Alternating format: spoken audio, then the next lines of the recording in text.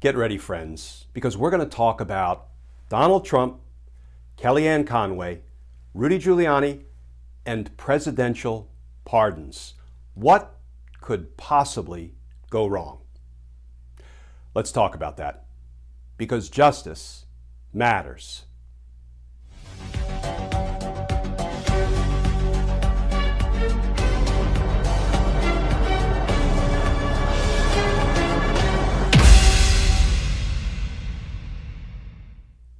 Hey all, Glenn Kushner here.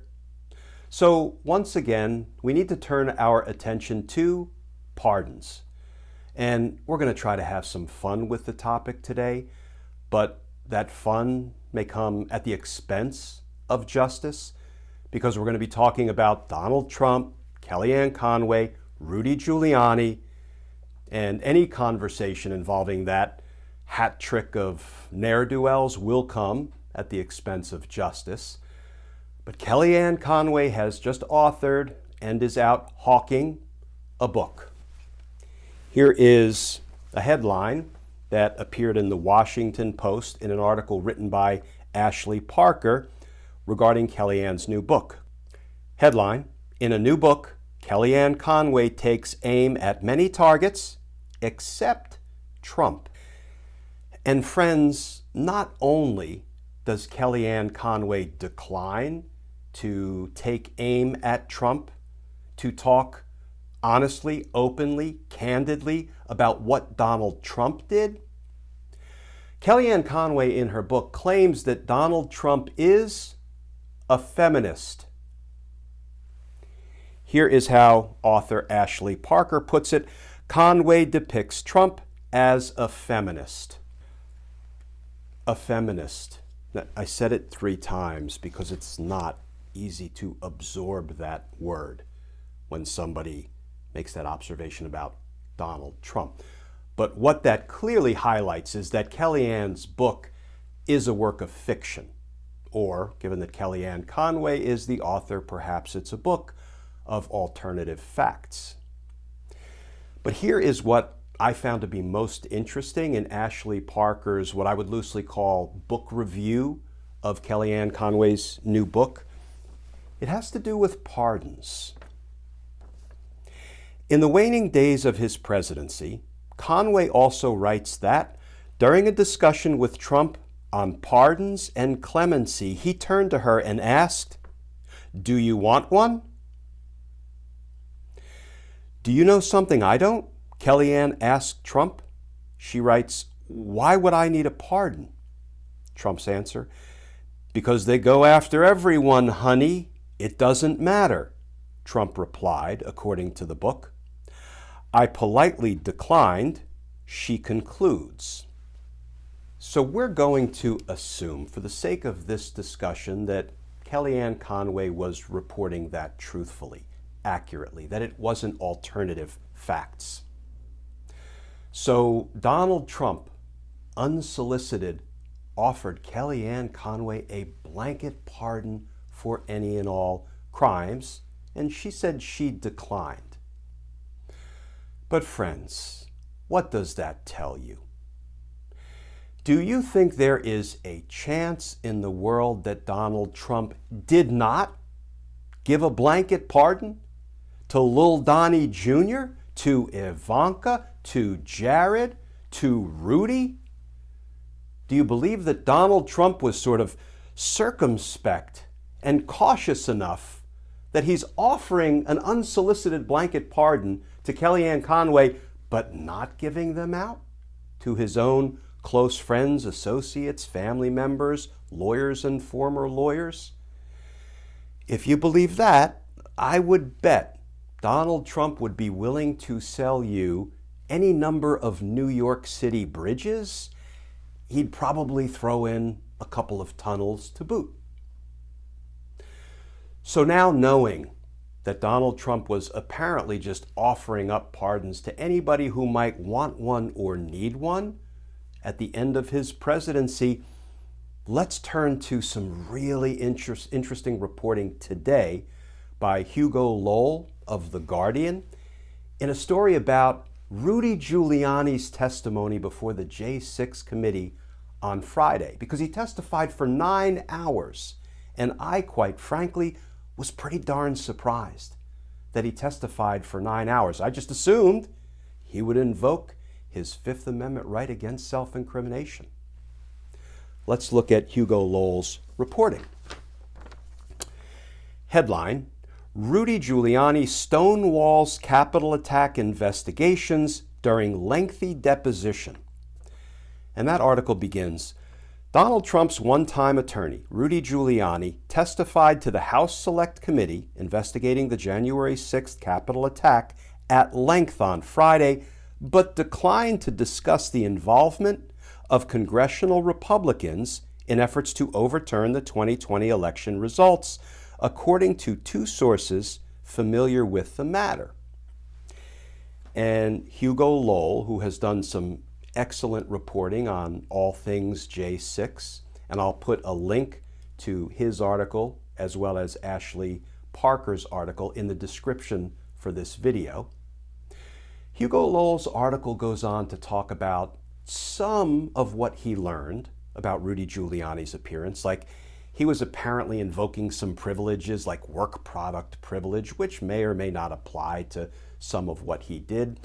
He may have invoked an attorney-client privilege, and frankly, when he was privately advising Donald Trump in an attorney-client capacity, and they were not doing crime together, talking about doing crime together, conspiring to do crime together, well, then he would have some attorney-client privilege with respect to communications that didn't involve fraud or crimes, such that the crime-fraud exception would overtake the attorney-client privilege.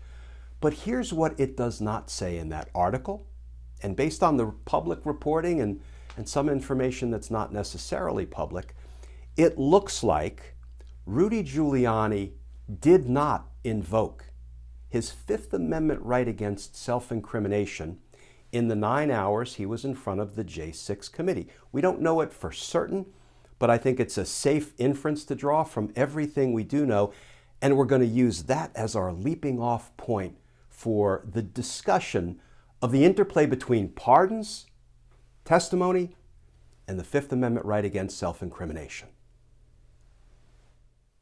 So friends, I'm going to try to make this as digestible as possible, but I have to admit, I'm struggling to kind of digest it all, assimilate it all myself, because we're on this roller coaster of legal entanglements and factual uncertainties and unanswered questions by any courts about the nature and the scope and the breadth of presidential pardons. But we're going to do some team justice sleuthing. We're going to put on our Sherlock Holmes caps because criminal activity is afoot. So let's assume Donald Trump gave out pardons like candy, or like Oprah giving away cars. You get a pardon, you get a pardon, everybody gets a pardon. But according to Kellyanne Conway, when she was offered her pardon, unsolicited, blanket pardon, she said, no, thank you. You think Rudy said no, thank you? Come on now. You know Rudy accepted a pardon. And it's not even a question with Lil Donnie Jr. and Ivanka and Jared. They were probably all lined up with their hands out, waiting to receive their pardons. So let's assume Rudy Giuliani has a pardon. He went into the J6 committee hearing on Friday and testified for 9 hours and never pled the Fifth. Never invoked his Fifth Amendment right against self-incrimination, which would be really curious if he didn't have a pardon. You know why?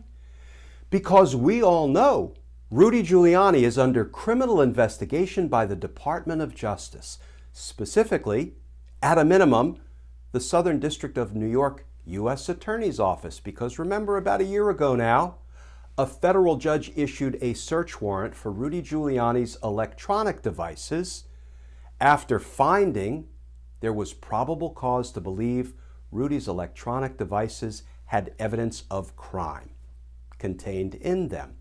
So we know Rudy Giuliani has a Fifth Amendment right against self-incrimination. And he was being investigated for his conduct working on behalf of Donald Trump.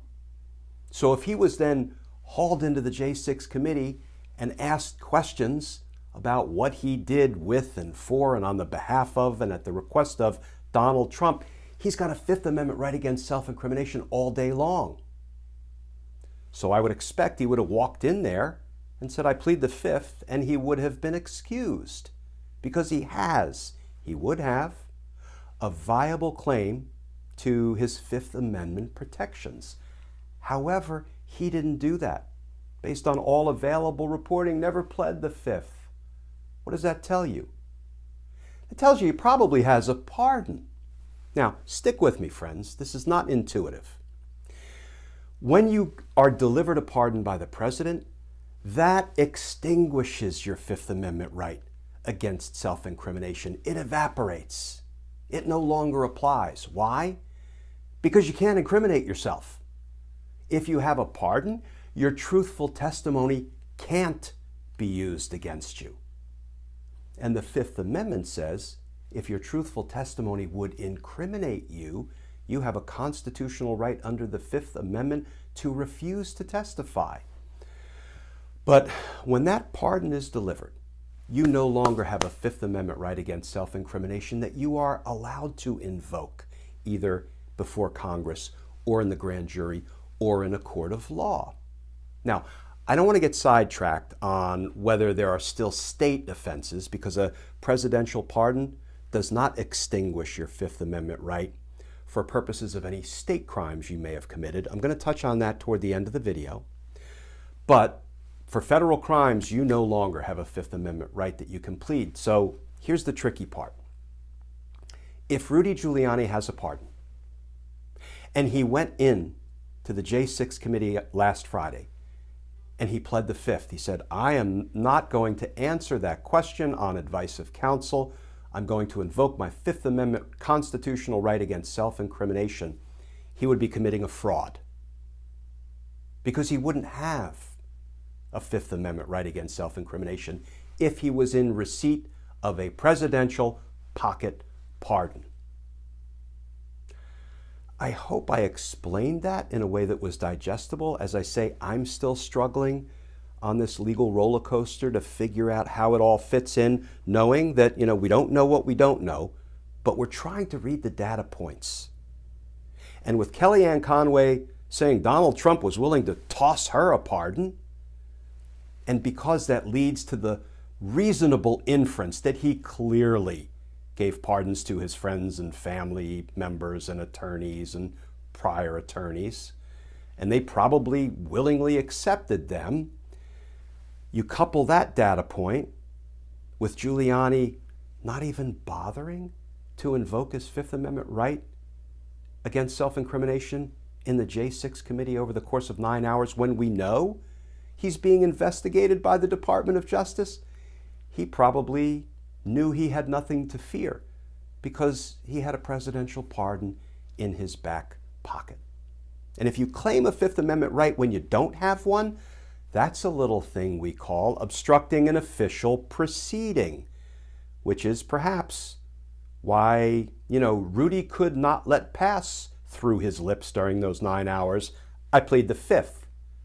That would have been a fraud, and that would have been an offense, potentially, obstructing an official proceeding, the congressional investigation into the insurrection. I feel like I've done a poor job explaining that all, friends, but I hope you were able to sort of follow the bouncing ball of justice, or in Rudy's case, injustice. And now we're going to finish up on another topic. We're going to do a quick hit on the ins and outs of presidential pardons, what they mean and what they don't mean. So first of all, there's no two ways about it. The presidential pardon power is very broad. In fact, the Constitution provides the president shall have power to grant reprieves and pardons for offenses against the United States, except in cases of impeachment.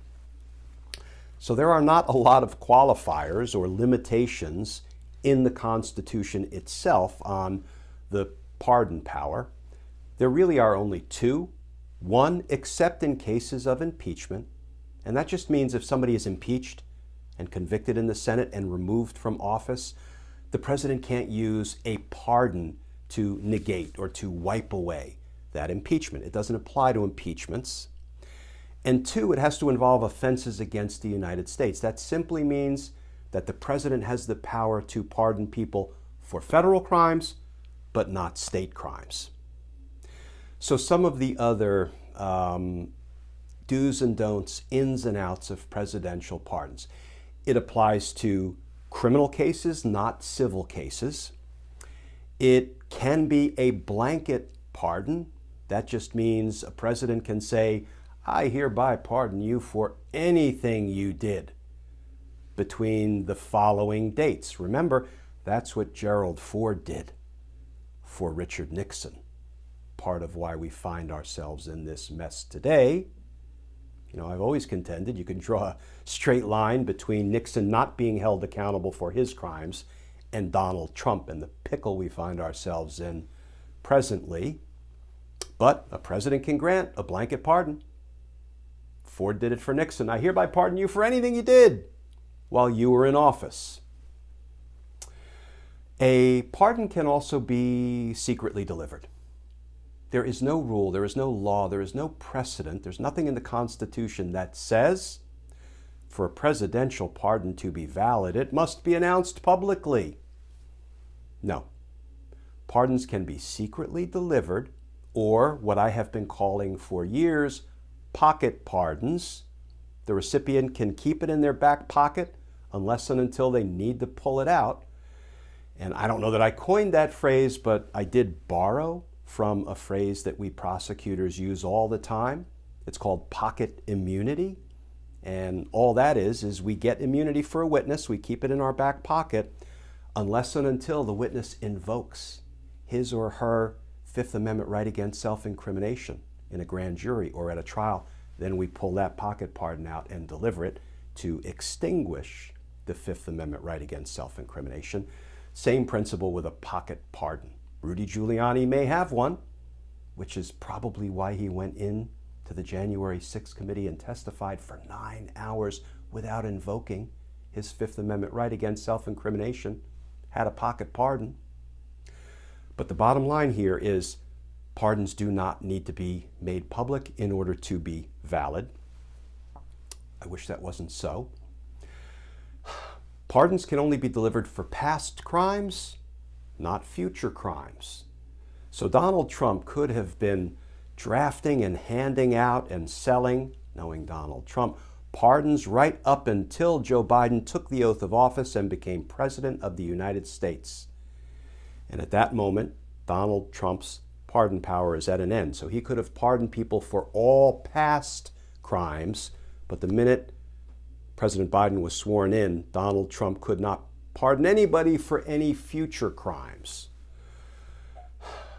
Another interesting aspect of the pardon power is accepting a pardon is some indication of guilt. The Supreme Court has said that accepting a presidential pardon carries with it an imputation of guilt. So I know if I ever went into court and was prosecuting, I don't know, Steve Bannon, and the topic of his prior presidential pardon became relevant to the litigation, a pardon that was issued by Trump, that Steve Bannon readily accepted, and of course his federal case had to be dismissed. A federal case for stealing from Trump's supporters, with his bogus We Build the Wall Foundation. Don't know if Steve Bannon had to pay back the Trump supporters that he stole from. Don't know if he split the ill-gotten proceeds with Donald Trump. We have no reporting on any of that. Deep breath. I would certainly argue, if I were prosecuting Steve Bannon, that he accepted a pardon, and the Supreme Court has said that is some admission of guilt. It carries with it an imputation of guilt. Don't know how a court would rule, But I would certainly say it would go to the weight of that evidence, not the admissibility of that evidence, one of our favorite catchphrases in criminal practice circles. And then one last open question, and it is of intense interest to us all because I'm sure Donald Trump delivered himself a pardon. I mean, is there anybody who would bet even a nickel that he didn't write himself out a pardon should he need it when the time comes? And he will need it. Can a president pardon himself? I'm getting loopy at the end of this one, folks. There is no law. There is no precedent. The Supreme Court has never waded into the topic of can a president pardon himself. Most legal scholars believe a president cannot pardon themselves, but the courts have never answered that question. So there is no answer. You know, there is an Office of Legal Counsel memo. Oh, there's always an OLC memo, isn't there? Like that horrific one saying you can't prosecute a sitting criminal president. Another deep breath. I hope you're still hanging with me, friends. There's an OLC opinion from the Watergate era summarily announcing a president can't pardon himself because no man can be the judge in his own case, period. No analysis, no citation to authority. It's a good idea for a healthy democracy that we take that position, but it's an open question. And if anybody tells you they can definitively answer the question whether a president can pardon himself or herself, they're not being straight with you because there is no answer. I do believe if it was taken into court and challenged, I believe the Supreme Court, even this Supreme Court, would rule that a president cannot pardon himself because if he could do away with the Supreme Court. That's a video I've done in the past. I may be doing it again in the future, depending on how the facts develop. But let me go back to court challenges because many of these things that we've been discussing, for example, Ford pardoning Nixon proactively before he was ever charged for any and all crimes, we don't know if that's lawful or not. We know it's been done, so there's historical precedent, or what I often call atmospheric precedent, because it's been done. It is recorded in our nation's history, but a court didn't sanction it. A court didn't rule that that was a constitutional exercise of then President Ford's pardon power. That's why we have to go into court and challenge these things and get judicial opinions. Because we can sit back and say, well, we think, we don't know, we might lose. Doesn't matter. Get into court and challenge it. Set some legal parameters. Get some precedent. Make the best arguments you have on behalf of the American people in a determination to protect our democracy and to deter presidential and high government official misconduct. Get into court and do it. Because justice matters. Friends, I applaud you if you stayed to the end of this one. And I appreciate you, whether you made it to the end or not.